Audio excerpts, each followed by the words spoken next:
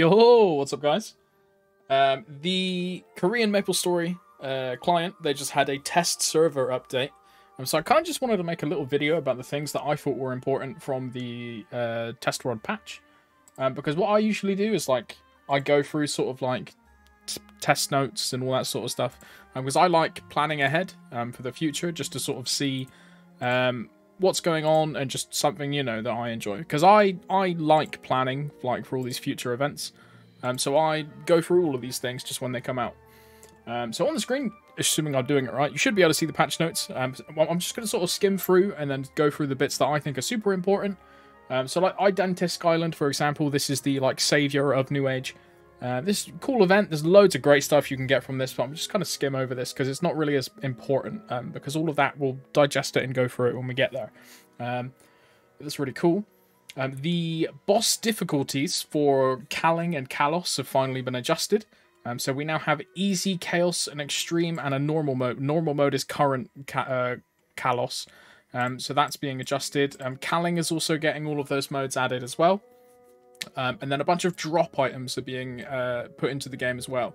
Now, some of these, like for example, these two, I believe, are the easy mode drops for Kaling and Kalos, and you need 20 easy mode drops to make one Eternal Piece. For the normal and chaos, I'm assuming you'll need 10, and then for the extreme versions, there's probably going to be a different one, but they will then increase or potentially just drop straight Eternals, but we'll find that out soon. They are also dropping the what are they called? Exceptional enhancements for the Commanding Force earrings and for the Magic Eye patch. So they are increases to the pitched items, and they're really cool. And then there's a bunch of mileage. These are like the RP missions. The new area, Carcion, I don't know how to pronounce it. This is the map and the symbol. Of course, there's a new sacred symbol. So that's another set of dailies. However, in New Age, all of these sacred area dailies are set to 500 monsters per area. So you might think, oh great, another area, more symbols, more dailies. You're basically going to be killing the same amount of monsters as you are now, but just split over 6 areas instead of 3, assuming you do every single area and you're the correct level. Because the level for Carcion is 285. This is the current highest level content in the game. And there's a bunch of quests and stuff where, like, obviously you go in, you get the story, and then a bunch of new grinding areas as well, which are really, really crazy. Steve has a video on the, like, him going through the maps of the new area, just to sort of show off that. And I'll link that in the comment below, just so you can have a look and listen to the BGM as well, because the new area looks crazy, man. And you will get 10 authentic symbols per day from this area. So it'll max eventually. But this is really, really cool, new area. There's also some adjustments to Asteria to sort of fit into the Carcion story. And they added Asteria to the Book of Grandis. This is the Dimensional Library, which is for all of the lore enjoyers and stuff like that. Field modifications, this won't apply to us, because this is the Korean 2 people in each map thing. We won't get this. GMS is not that popular. I very much doubt we get this. But you never know, we might. But I'm a bit of a doomer. I'm expecting not to get it. And then a bunch of stuff for Kalos, Kaling, all the monster collection of the new areas and special stuff. And then a bunch of other stuff that's sort of Korean relevant only for their server. And then there is some skill improvements. The majority of these are for like 6-job skills, like balancing of things. But there is one thing that I thought was really cool, at least. And that is the custom command for Erda Shower. So currently, and I'll show you in game, when you place Erda Fountain, you have to press the down key and the skill to summon the skill. Whereas if I just pressed the skill by itself, it would just do the Erda attack, and then it would go on like a 30-second cooldown. So with this custom command, you essentially only summon Erda Fountain the whole time. So you'll never mess up your rates, and it's really, really good. There are some other things in here about action delays and iframes and things. Like Aaron got a couple changes as well. These are really good. But again, a lot of these like skill changes are always subject to change because they're in the test server, so don't worry too much about those. But the main thing I want to talk about is the monster improvements, which are these. And this is boss changes. There are some Hilla, Papulatus, and Cygnus changes, so for like the baby bosses. I don't think these are really that relevant, but the ones that I have picked out are going to be from Lotus and beyond. So for example, Lotus, in Phase 1, So P1 Lotus, you know, you've got the big spinning laser. That laser speed has been slowed down by 1 stage that it can max to. So it'll be a little bit easier to survive. And when you're in phase 2 and phase 3, the floor laser pattern, when he throws down a bunch of platforms and then does a laser across the floor, there will now be a notification on the screen when that's going to happen. So similar in, for example, Will, when you get the tests and that little bar pops up and it says, oh, the dimensional crack. There'll be something similar to that for Lotus, where it will say, like, oh, a big, crazy, scary laser is coming. But that one's a good one. A nice quality of life. For Damien, in Phase 1 and Phase 2, the meteor pattern, so that's when he flies up in the air and drops all the orange balls down on the floor, the cooldown for that has been increased. So he can no longer jump, spam meteors, jump, slam down, jump, spam meteors, that kind of thing. Which will be actually quite good. It's a lot easier, especially for like a low stat clear, where you lose a lot of time to the meteor pattern. So having a longer cooldown will make it a little bit more manageable. One of the main changes from these bosses that I'm really interested in is the will changes. Now, the way will works, if you aren't informed, in Phase 1 and Phase 2, he has HP gates, and they are timed. So every 2 minutes, like on a constant timer, if you're at the HP gate, you will start a test. And that test, if you fail it or if you pass it, another 2 minutes, and then you can do a test again. With this new change in New Age, every time you get his HP down to the HP gate, regardless if it's been 2 minutes or not, a test will start. So essentially, this means for people that are overbursting will by quite a lot, your will clear time has just gone from like 15 minutes to like 6, which is really, really good. Because if you're not time gated by the tests, you can just go straight through the boss and just burst. And this applies to both Phase 1 and Phase 2. If you fail the test, instead of having to wait 2 minutes for the next one, will heal like a certain amount, and then you just do that damage again, and then you go straight back into a test. That's really, really good. Along with that, your Moonlight Gauge recovery in hard mode only is increased by 67%. I know on the screen I wrote 675. I forgot to press shift, man. You know what I mean? But that's really good. It helps a lot with web clearing as well in P3 if you're soloing, because more moonlight means more web clears. It's as simple as that. After that, we have Lucid. In Lucid P3, if you don't know, she has an extra phase in the hard mode. When you get her to 1 single HP bar left, she will iframe. So at 10% of her health, she'll iframe for a few seconds, and you'll lose a certain amount of your burst because she's iframing, and then she does this like heal animation as well. They've removed the iframe, but in response to that, they've increased her HP pool by 7%. So essentially, your burst is going to feel the same. It's going to be like the same P3. It'll probably take the same amount of time. Maybe a bit less for like more funded players.